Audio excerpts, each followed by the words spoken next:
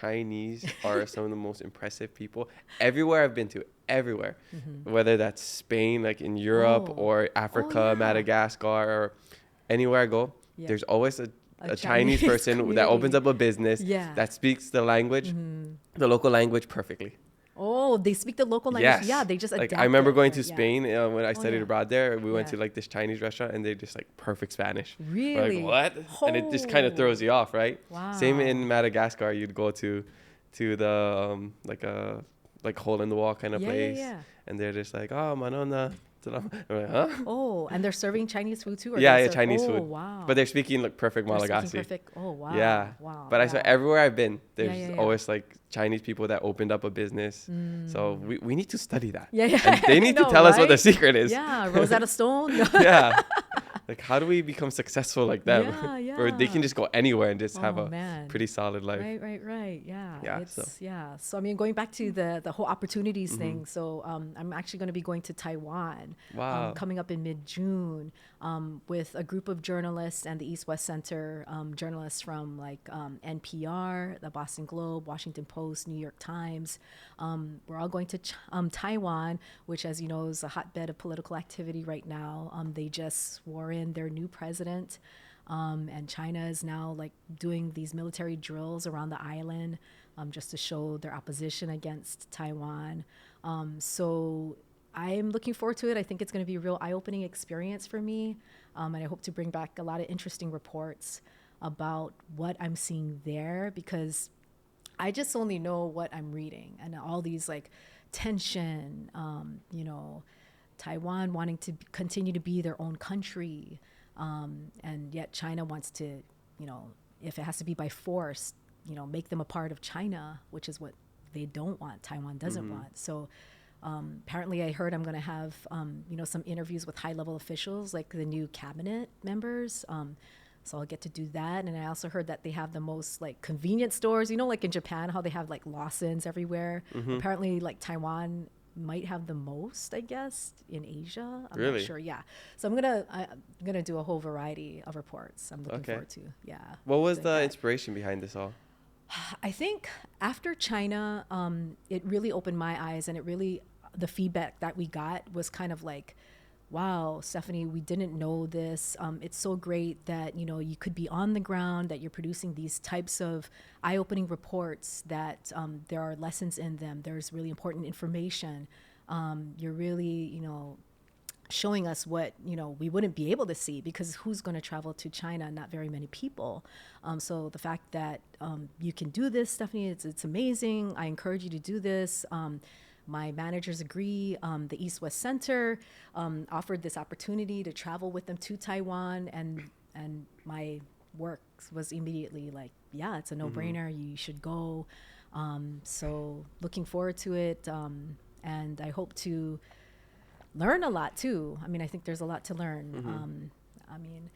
Hawaii is just such a small island. It's good to be aware of all the other influences too around us. And Yes. I would love to hear, you agree on that. And like Madagascar, that's amazing. I mean, I know nothing about Madagascar. Yeah. The world is so Yes, big. right. The world and is you don't so realize big. how tiny we are. Literally a Yes. speck in Yeah. the middle of the ocean. We are. And there's a whole world out there for people to see. And for me, I always felt like the more people I meet, the more of the world I see, the smaller the world gets. Because you realize all these similarities, even in Madagascar and Hawaii, the similarities between the language. Malagasy and Hawaiian is in the same Austronesian family.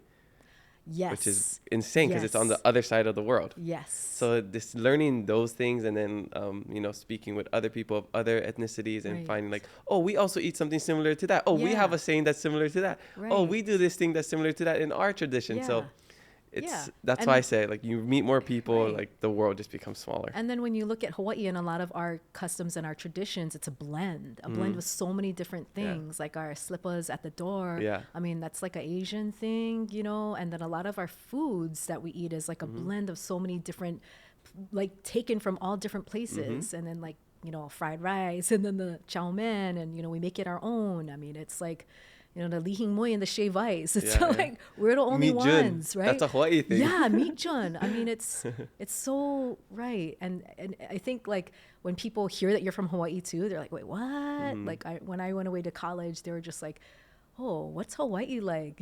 Grass skirts and you guys paddle everywhere or what? It was, no, we're actually pretty modernized. Yeah. Like, I usually tell them we ride the dolphins too. So. Ride the dolphins. You go. We right? don't live in grass huts. Yeah, but we do take dolphins to school. We do take. Yeah, that's the thing. Right? Yeah. Yeah, it is nice to Yeah, be able to man, educate people. it is, And it hearing people's is, perspective on Hawaii. And I never knew how blessed I was until I left. And when I heard people speak about this place that we live in, that we're just like, this is home. But people view this as paradise. It's like the best place to live. And before, I took that for granted. Yes. And until those words came out of other people's mouth. And I would say it too, like, yeah, it's so great over there. And like, we have all this culture. Right. Then I'm like, wow. Yeah. I'm very blessed to live here. And also maybe traveling out of the country probably made you feel more appreciative that you're part of the U.S. or American. I don't know. Did it? Yeah. That's something that I've talked about many times with other people on the podcast too, and off the podcast even recently. Oh, okay. Because I think people don't realize, because we have all the sovereign movements going on, and totally support that in whatever way that they want to be viewed and heard, but man, once you take away all the privileges that we have, I know. like, okay, you don't have a passport, right? You don't have healthcare, you don't have all these things. Yeah. I don't think people really realize if that was all taken away, what we wouldn't have. Yes. And what we have compared to other places, like women can't even show their Running face. water. Oh, yeah, that too. Yeah. Like they can't even speak without being spoken to. Yeah. There's resources like running water. Electricity, and clean water, healthcare, access to healthcare. Yes, when I lived in Madagascar, some places were so rural, you would have to like take a boat and like another 4x4 and like some other form of transportation just to get to like this one place to get healthcare. Where I can't think of anywhere in Hawaii where we're more than maybe like an hour away at max, even if you're in the most rural place.